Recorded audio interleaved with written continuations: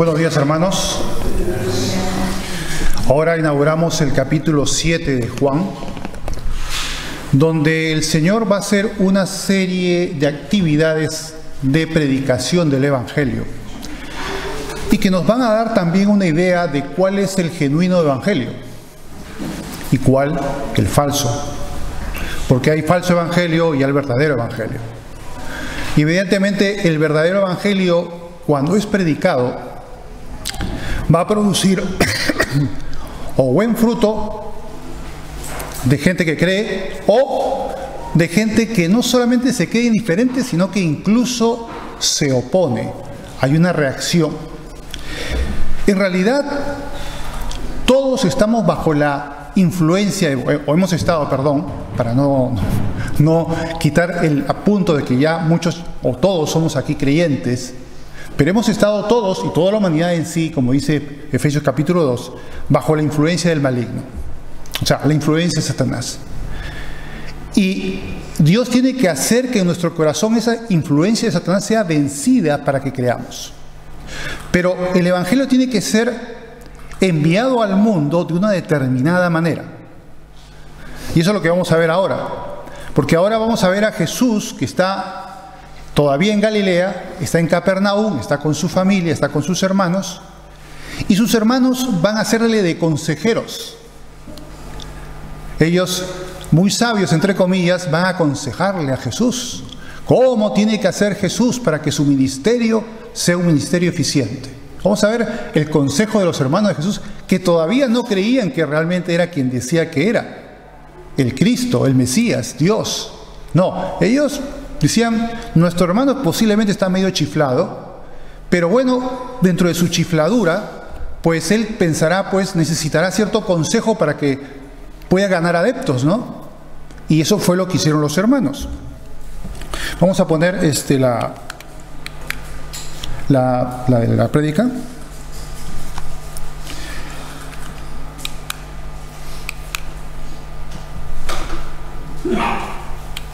Bueno, se titula ¿Es este el Cristo?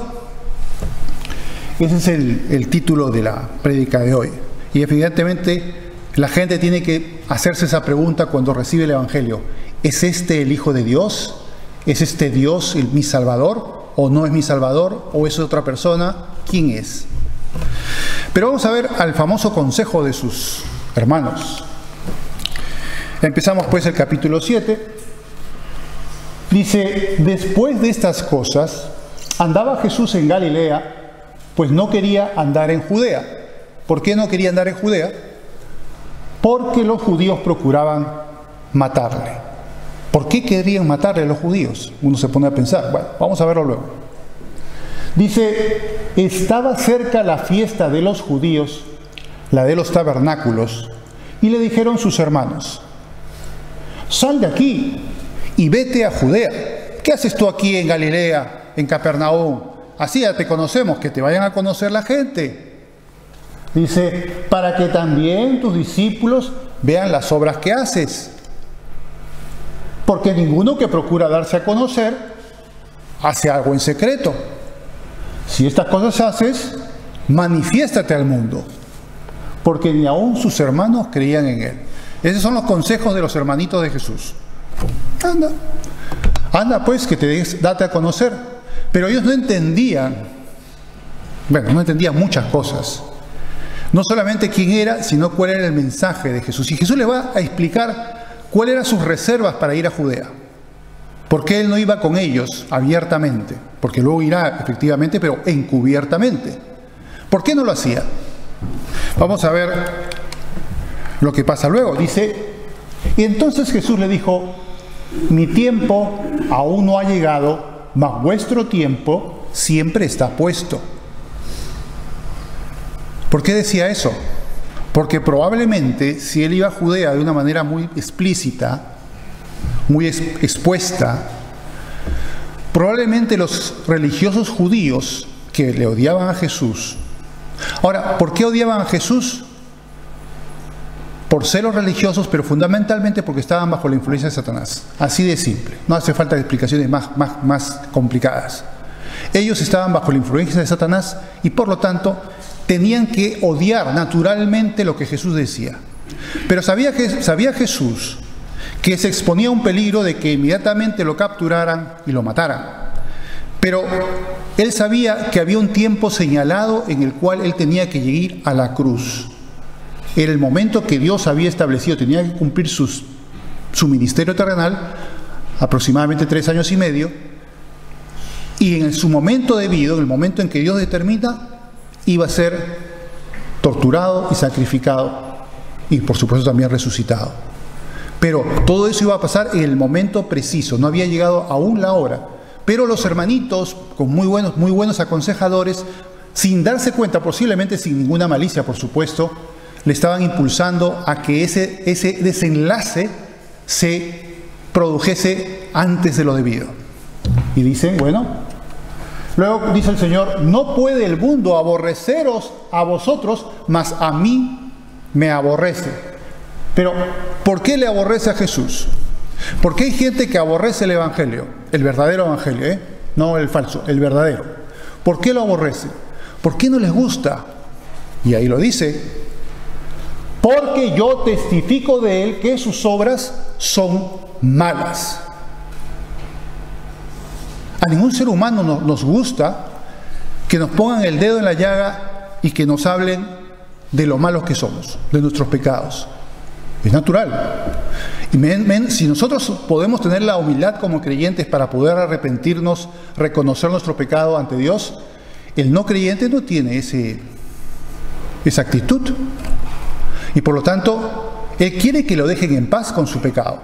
Él quiere pecar y quiere pecar tranquilo, sin ningún escrúpulo moral, y ya está. Racionaliza su pecado, lo acepta, quiere que el mundo también lo acepte, por cierto, y no quiere que nadie le diga que es un pecador, que necesita dejar su pecado, que necesita arrepentirse. Eso no quieren oír.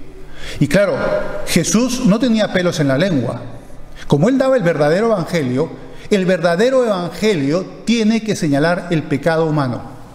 Tú no puedes ir a predicar a Cristo sin hablar de pecado y sin hablar de arrepentimiento. Solamente decir, bueno, Dios te ama tal como eres, y Dios te ama haciendo lo que estás haciendo ahora. ¿Eso te les parece correcto? Que que el predicador del Evangelio diga, no te preocupes, tú sigue con tu vida y no pasa nada, yo no te voy a señalar tu pecado ni que necesitas arrepentirte. Eso no es el Evangelio. Cuando veamos en el capítulo 8 la mujer adúltera, ¿se acuerdan de ese episodio? Ya lo veremos porque vamos a predicar sobre ello, pero ¿qué es lo que pasa? ¿Cómo le responde Jesús cuando al final los que iban a pedirla, cuando nadie estaba libre de pecado, todos se apartan? ¿Qué le dijo Jesús? Pues yo te condeno, vete y sigue pecando. No peques más, ¿no es verdad? ¿Qué le dijo al paralítico del tanque de Bethesda? ¿Qué le dijo? Bueno, ya te curé, pues muy bien, sigue con tu vida normal. No, dijo, no peques más, no sea que te venga algo peor. O sea, siempre el tema del pecado está implícito en el Evangelio. Evangelio sin pecado y arrepentimiento no es evangelio. Tengo que señalar el pecado de mi interlocutor. Que podamos tener técnicas evangelísticas que hemos estado viendo en el taller de evangelismo para hacer eso un poco más tolerable, bueno, eso pues es una cosa, pero no puedo yo dejar de lado ese lado esencial. El pecado tiene que ser señalado, el arrepentimiento tiene que ser predicado y la oferta de recibir a Jesús en el corazón, de creer en Jesús, por supuesto. Todo ese paquete completo es el Evangelio. Si retiramos estos primeros aspectos del Evangelio, no tenemos un Evangelio. Y claro, sin eso, el Evangelio pues va a parecer pues algo muy interesante. Mucha gente va a decir, bueno, si yo me acerco al club de la bendición de Cristo y que me hablan de las bendiciones y las promesas de Dios, pero no me dicen que tengo que dejar mi pecado, bueno, yo voy a esa iglesia, fabuloso, Dios me va a beneficiar, yo sigo haciendo lo que hago y no pasa nada. Y claro, se llenan esas iglesias, son estadios, a veces unos parecen estadios olímpicos, unas cosas monstruosamente grandes. Tienen unos espectáculos de alabanza que son como que te vas a un concierto Y claro, a la gente le gustan los conciertos de música, ¿no es verdad? Entonces, si vas a un concierto de música todos los domingos, pues ¿de qué te quejas?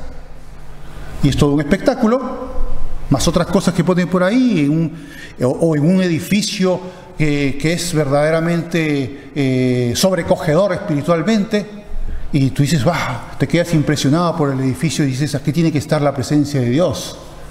Porque estás viendo las cosas sensuales de la vista, pero no estás viendo con el corazón a Dios, ni buscando a Dios. No importa que estés en medio del bosque, no importa si estás en una cabaña de madera como esas que hay en África, o incluso también en Perú, por cierto, que son iglesias pues totalmente tristes en relación a su infraestructura, ¿no? Yo recuerdo había una iglesia, ahora ya no está así por supuesto, pero en la época que yo estuve, que tú podías ver la luna en la noche, porque el techo era una lona, y a veces la lona se soltaba, y bueno, veías la luna y las estrellas también, ¿no?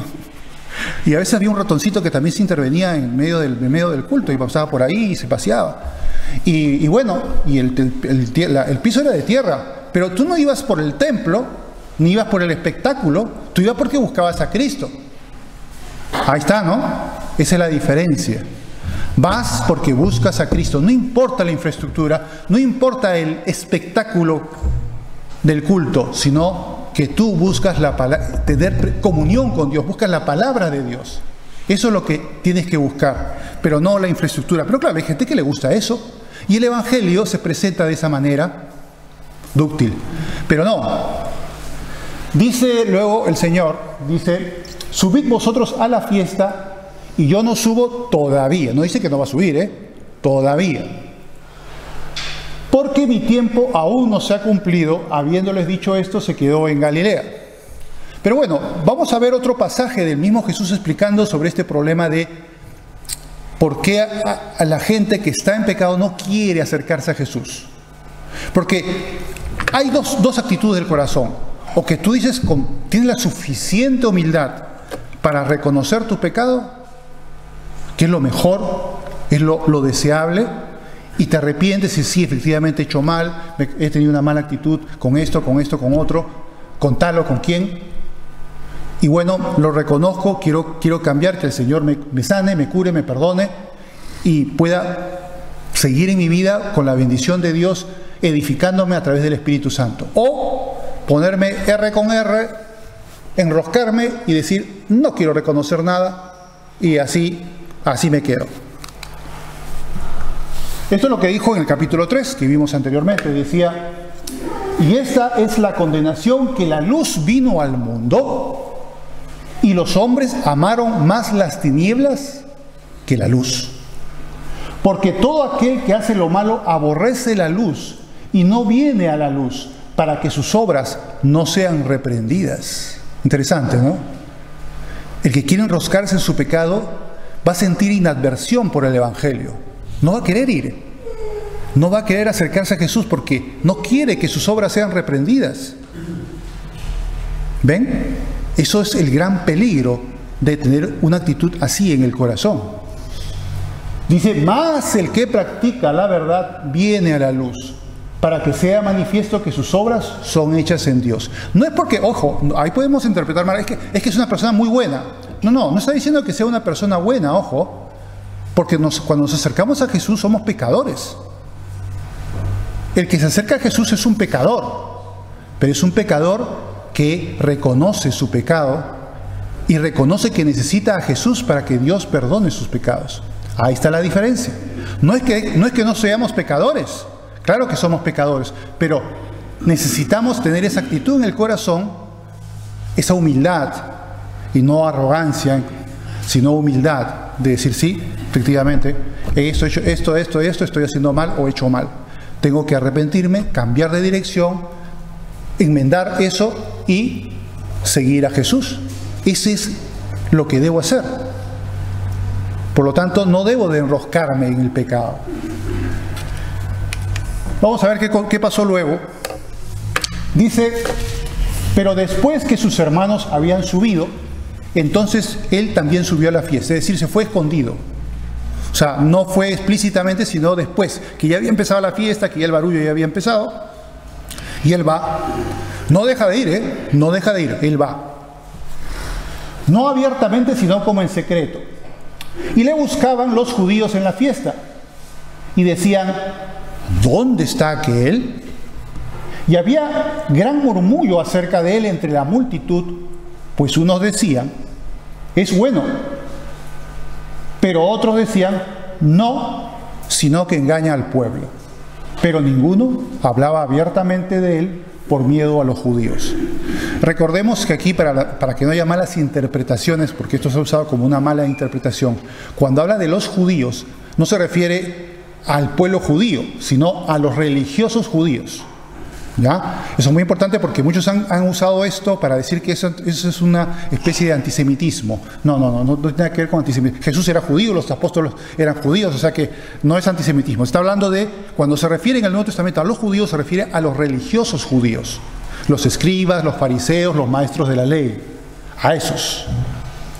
Y claro, ya sabían estas gentes que Jesús estaba siendo cuestionado por estos religiosos. Ya sabían, después de lo que vieron en el tema del hombre sanado en el estanque de Betesda, cómo habían reaccionado los judíos, el encono de ellos contra Jesús, y ahora vamos a ver más todavía sobre este asunto.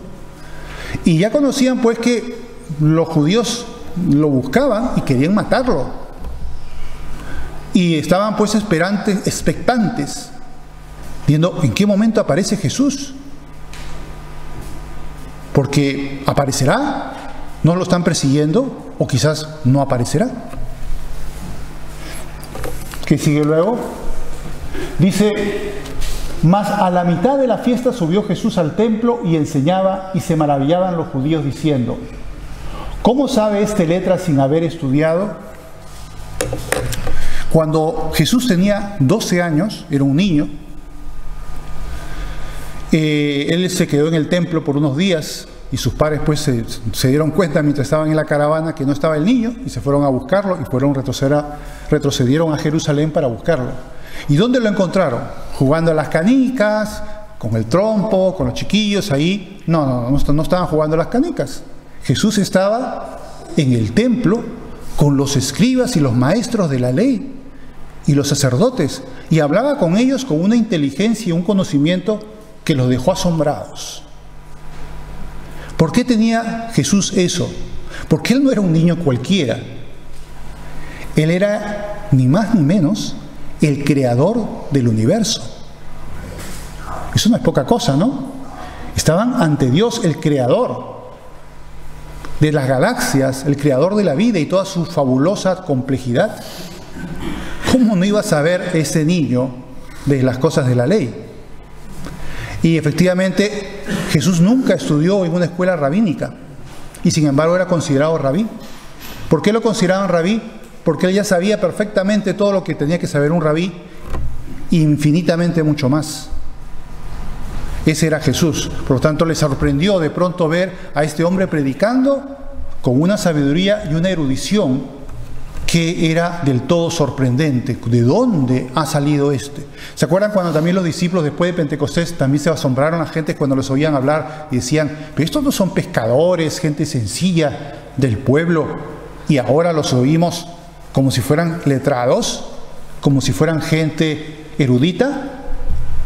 ¿Es que acaso la erudición en la fe cristiana es algo malo?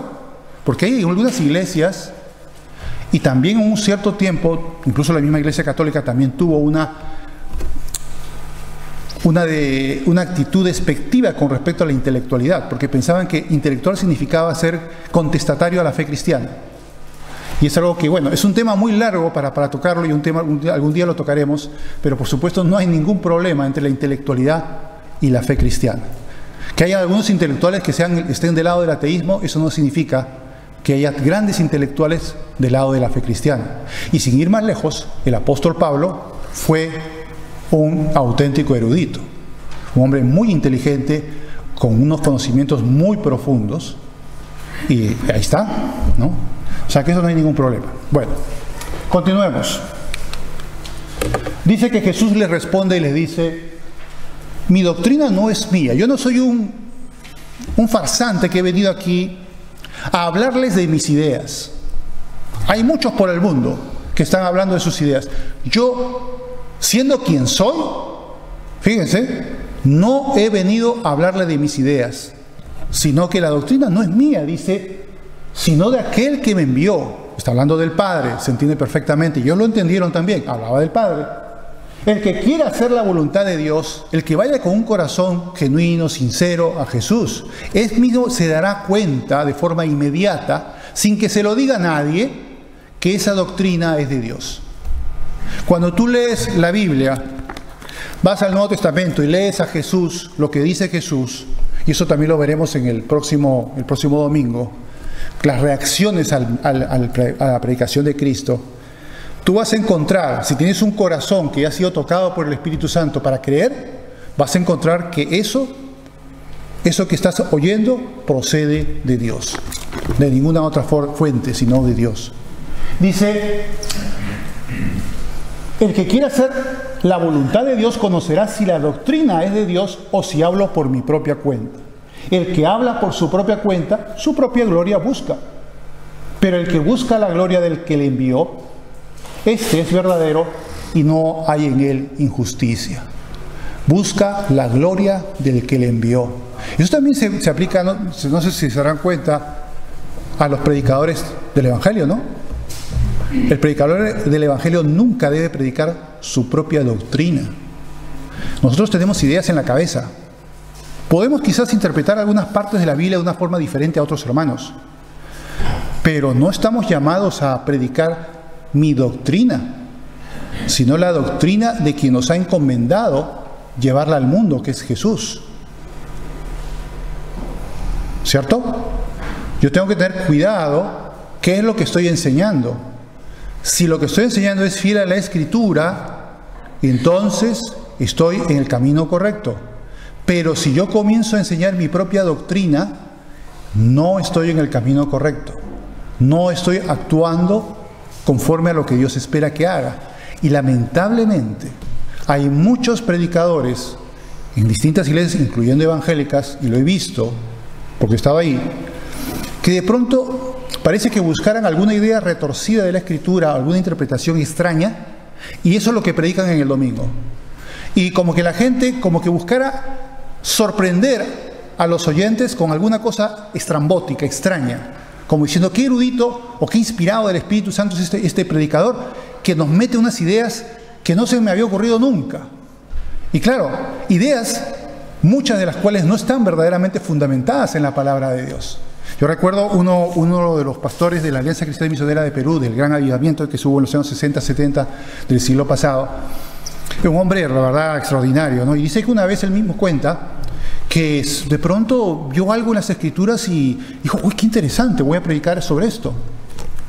Pero luego dice que él se hizo la misma pregunta. A ver, ¿esto que se me ha pasado por la cabeza está respaldado por otras partes de la Escritura o no? Y se puso no. No voy a cometer ese error, no voy a predicar de eso. ¿Por qué? Porque no está respaldado por las Escrituras. Si tú tienes alguna interpretación que has encontrado para ti nueva, pero no está respaldada por las Escrituras, cállate, no hables en lo absoluto. Si está respaldado en las Escrituras, sí puedes establecerlo porque está respaldado por las Escrituras. Eso es lo que hay que predicar. Pero si no está respaldado, lo mejor que puedes hacer es callar boca. No hables. Bien, continuemos. Vamos siguiendo a los desenlaces finales. Dice, nos dio Moisés la ley y ninguno de vosotros cumple la ley. Está hablando Jesús. ¿Por qué procuráis matarme? Ahí los encuadra a los judíos, a estos religiosos. ¿Por qué me quieres matar? Él ya sabe, por supuesto, por qué le quiere matar, pero a ver, examínense vosotros. ¿Por qué me odiáis tanto? ¿Por qué estáis en contra mía? ¿Por qué queréis matarme? Respondió la multitud y dijo, fíjese la respuesta, demonio tienes. O sea, una forma totalmente insultante de responder lo que estaba diciendo Jesús. Es que tú eres un endemoniado. ¿Quién procura matarte? Lo cual era mentira, claro que sí sabían perfectamente que quería matarlo. Jesús respondió y les dijo, una obra hice, está hablando del paralítico del estanque de Betesda, ¿recuerdan? Y todos os maravilláis. Por cierto, Moisés os dio la circuncisión, no porque sea de Moisés, sino de los padres, de Abraham. Y en el día de reposo circuncidáis al hombre. Ellos, para los religiosos judíos, el día de reposo era algo muy santo, muy de no hacer nada, porque así venía de la ley. Pero ellos siempre lo interpretaban de una manera retorcida, extrema, fanática. Y no solamente eso, sino que crearon un cuerpo de preceptos enorme, donde también buscaban que haciendo esas cosas iban a cumplir con la voluntad de Dios, iban a ser santos, iban a ser gratos ante Dios. Pero eran todo invenciones que se hacían ellos en sus mentes, pero eran fanáticos y estaban al dedillo, buscando los detalles. Dice, si recibe el hombre la circuncisión en el día de reposo, para que la ley de Moisés no sea quebrantada, ¿os enojáis conmigo porque en el día de reposo sané completamente a un hombre? No juzguéis según las apariencias, sino juzgad con juicio justo. ¿Qué estaba pasando aquí? Voy a poner el siguiente pasaje, que es de Oseas 6:6, porque es lo que nos explica qué es lo que quiere Dios. Dios le agrada ese tipo de fanatismo religioso, ese tipo de forma de buscar el cumplimiento de una norma, pero olvidarse de la misericordia, de la compasión y del amor. ¿Es eso lo que Dios busca? Esto es lo que dice Oseas 6:6.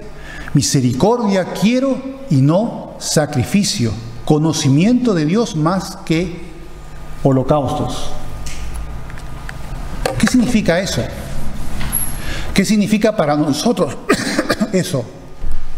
Porque nosotros también a veces cometemos este gran error, los creyentes. Y también nos comportamos como estos religiosos judíos. Y estamos preocupados de los detalles, pero no del sentimiento, de la empatía por saber qué siente la otra persona. Es que imagínate, vamos a poner un ejemplo, que te das un golpe con la puerta y la persona que se da el golpe con la puerta se raja la puerta. Y tú dices, uy, rajaste la puerta. Y estás preocupadísimo porque rajó la puerta, pero no por el golpe que se dio a la persona. ¿Te das cuenta? ¿Te das cuenta de esa diferencia? En lugar de preocuparte de la persona que se dio el golpe en la puerta, uy, qué daño que se le ha hecho a la puerta. Pues eso es una forma de graficar esa actitud que podemos tener, no solamente en aspectos religiosos, sino en cualquier otro aspecto donde primamos más algo que nos interesa secundario que lo primario, lo fundamental, que es el bien de las personas, el bienestar, la satisfacción de las necesidades de tu prójimo. Eso es lo que importa. El amor, la misericordia, la piedad. Y no tanto el cumplimiento, pero ellos decían, ¿por qué Jesús viola el día de reposo y sana a un hombre que durante 38 años había estado paralítico? ¿Les parece eso una actitud correcta? O sea que había que dejarlo paralítico para otro día, después de 38 años de estar ahí así, porque no se podía hacerlo en el día de reposo. Y aquí los emplaza, le dice, si los pueden circuncidar en un día de reposo, ¿por qué yo no puedo sanar a un paralítico después de 38 años? Y en el día de reposo hacer lo que esté libre de su mal. Pero claro, eso ellos no les gustaba esa respuesta, no estaban muy contentos. Era muy cierto, pero ellos no querían aceptarlo. Bien, aquí continuemos, dice, decían entonces unos de Jerusalén, ¿no es este a quien buscan para matarle? Pues mirad, habla públicamente y no le dicen nada. ¿Cómo es eso? Pero es que, dice, ¿habrán reconocido en verdad los gobernantes que este es el Cristo? Pero sabemos de dónde es, Galilea, ¿no? Mas cuando venga el Cristo, nadie sabrá de dónde sea. Bueno, eso no dice las Escrituras, Dice que será de la aldea de Belén. Claro, ellos como no reconocían eso, o sabían que él había nacido en Belén, lo tomaban como un Galileo. Pero no es que la Biblia diga que no se sabría dónde se reconocería el Mesías. Dice, Jesús entonces enseñando en el templo, vemos que está ubicado en el templo, Recuerdan que el templo tenía una gran plaza. Eran 3 plazas, 2 internas y una externa. Y en la plaza externa pues un lugar grande. Y desde allí predicaba Jesús. Había mucha gente. Dijo: a mí me conocéis y sabéis de dónde soy. Y no he venido de mí mismo, pero el que me envió es verdadero, a quien vosotros no conocéis. Pero yo le conozco porque de él procedo y él me envió. Está hablando, diciendo: miren, señores, no importa de dónde yo pueda venir geográficamente. Lo que importa es que quien me envía es el Padre, es Dios. Eso es lo que da autoridad a mis palabras, lo que hace verdadero mi doctrina. Es la autoridad conferida por Dios, no por mi origen geográfico. Eso no tiene importancia. Lo que importa es que Dios me envió. Y también para los predicadores cristianos no nos importa ni nos debe importar de dónde venimos, sino cumplir con la palabra de Dios, porque eso ha sido encomendado por parte de Dios. Cada vez que tú le predicas el evangelio a alguien, tú te conviertes en un mensajero de Dios para esa persona. Y tu autoridad está en que Dios te ha enviado a ti, a que le prediques a esa persona.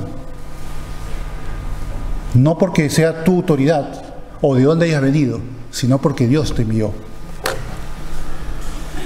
¿Cómo reaccionaron? Y dijeron, comenzaron a aplaudir. No, ni mucho menos. Dice, entonces procuraban prenderle,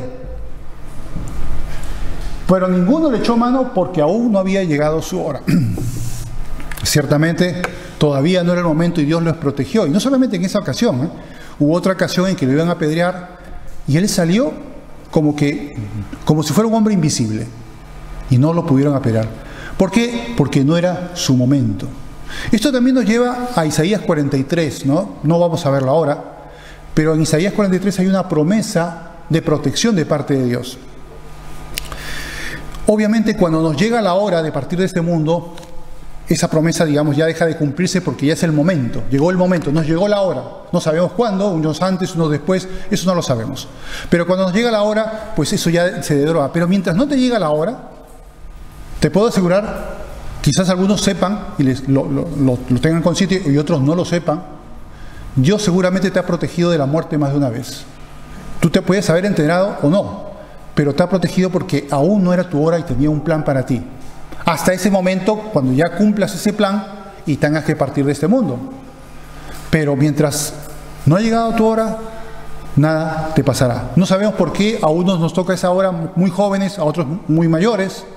No lo sabemos, eso es un misterio. Pero lo importante es eso, que tenemos protección de Dios mientras no sea esa hora que ha llegado. A Jesús le iba a llegar esa hora todavía en el futuro. Posiblemente estaría a 1 o 2 años quizás de lo que sucediera, pero al final pues sucedió en el momento determinado por Dios de que iba a suceder. Bien, y aquí ahora el verso final, la reacción. No toda la reacción fue negativa, también hubo una reacción positiva. Dice, y muchos de la multitud creyeron en él y decían, el Cristo cuando venga hará más señales que las que éste hace. Y en el corazón ya tenían la capacidad de poder creer, de arrepentirse y poder creer que Jesús es quien dice ser y creer en sus palabras. No todos se iban a perder, no todos iban a rechazar a Jesús.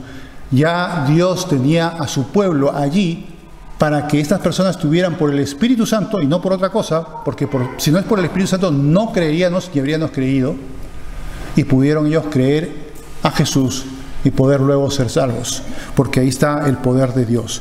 Bien, hasta aquí vamos a terminar, no es tan temprano, para poder continuar luego con la segunda parte. Oremos. Gracias, Señor, por tu palabra. Te pedimos, Señor, que nos ayudes, Señor, a entender tu llamado, a saber que tú eres quien nos autorizas para predicar tu palabra, oh Dios. Y sabemos también que tu palabra nunca debe ser desprovista, Señor, cuando se predica el Evangelio, de establecer de que somos pecadores que necesitamos, Señor, arrepentirnos y creer en Jesús para recibirlo en nuestro corazón para vida eterna. Te pedimos que nos ayudes a tener esto claro y te pedimos que bendigas el resto de este culto en el nombre precioso de Jesús. Amén.